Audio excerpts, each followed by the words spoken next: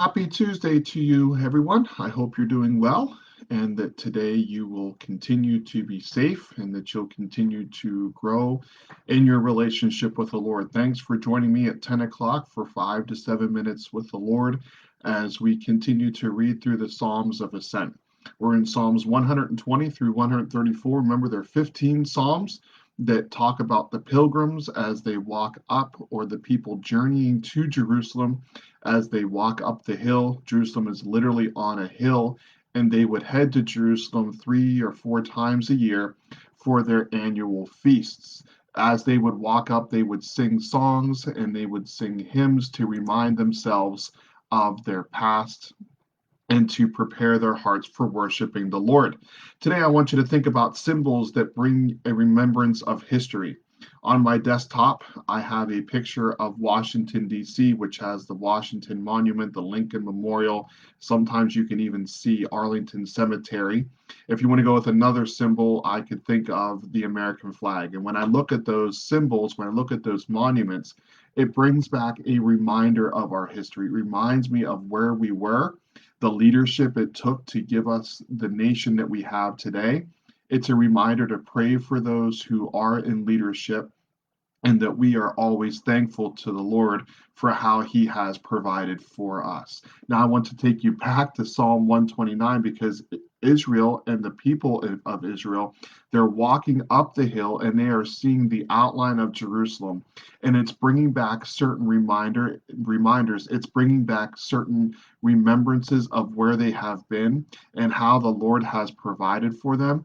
It's also bringing back reminders of where they have been, the captivity, the persecution, and the oppression that they have faced. So, as we walk into Psalm 129 this morning, this psalm has to deal with when you face persecution and when you face opposition. No other nation has faced persecution and opposition like Israel has faced. It started back in the book of Exodus, if you've been joining us for the morning services on Sunday morning, and how Israel has been in slavery for 430 years, and then they've been in captivity, they've been under oppression, they've been under captivity time and time again, and no other nation has faced persecution in the biblical times and then in even recent times as Israel has faced. So Israel is walking up, these folks are walking up, and they're reminded of the persecution they have faced. And then they are also realizing the persecution they will face, especially us as New Testament believers, because we know how the story is going to end. This psalm is probably written about the Babylonian invasion and captivity. So they are returning from Babylon, and as they're walking up the mountain, they're seeing the destruction, or they're walking up the mountain reminded of the destruction that they had to rebuild from the previous psalms. And then they would praise God, thanking him for his deliverance of them. And then they would be reminded to continue to live in obedience to the word of the Lord so that they continued not to face the oppression. They are asking the Lord to judge the nations that have risen up. Lord, come and protect us. Come make sure that they don't do this again.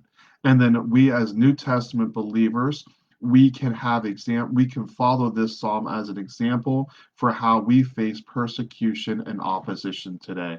So as you go ahead and as you read this psalm, there's two major sections to this psalm.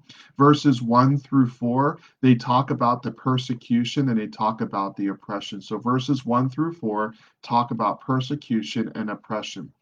Israel is reminded and they want to testify about what happened in their past. They want to remember the trials, they want to remember the difficult times, not to dwell on them, but to remember how God delivered them from the Babylonian captivity and from the oppression that they faced. And then verses 5 through 8, Israel is asking God to intervene. Now, if you read it, it depends on which translation you read. Sometimes they call Jerusalem, Jerusalem. Sometimes they call it Zion. It's the same place. And they say that Jerusalem or Zion was a place of God's presence in the Old Testament.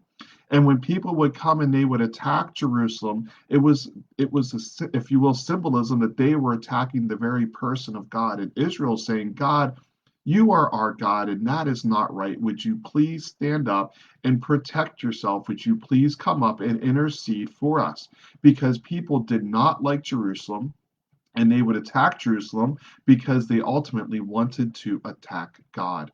So Israel is calling out for God not to allow such persecution towards himself and to step in, to intercede, to take revenge, not out of anger, but out of loyalty to his people and to his presence that's sitting on Jerusalem. And as you read this, we are able to make applications for how we face persecution and how we face opposition, because Jesus told us if they hated him, they're going to hate or persecute us. So we need to be able to prepare ourselves when those tough times come. So I trust that you will read this, that you'll be encouraged to do two things. First of all, you'll be encouraged to remind yourself of how God has provided for you, how he has protected you in the past. As you look towards those symbols, if you have pictures on the wall of times of God's provision and of God's protection. And then, second of all, I hope and pray that it will help you to prepare yourselves for when difficult times come, because this is going to help us to be able to respond in a God honoring way to those that are looking for opportunities to persecute us or for opposition. That's hard to apply here in America, but around the world, the church is facing persecution. And if anything, a third application would be to stop and thank the Lord for the freedoms that we have and the persecution that we do not face as those in the Mid East and other countries they do face. So let's take a moment, thank the Lord for our freedoms, and then pray for those and uplift those that do face daily persecutions that are living Psalm 129 today. I hope you have a great Tuesday. If you watch this before 5 o'clock, don't forget about our free meal. Tonight is ham and beans. And if you are hungry for a hot meal, we have 50 meals to give away. Thanks for the Somerset County Public Health for providing those through this pandemic. So hopefully we'll see you tonight, and I will see you tomorrow night for our Bible study in the book of James. I hope you have a great Tuesday.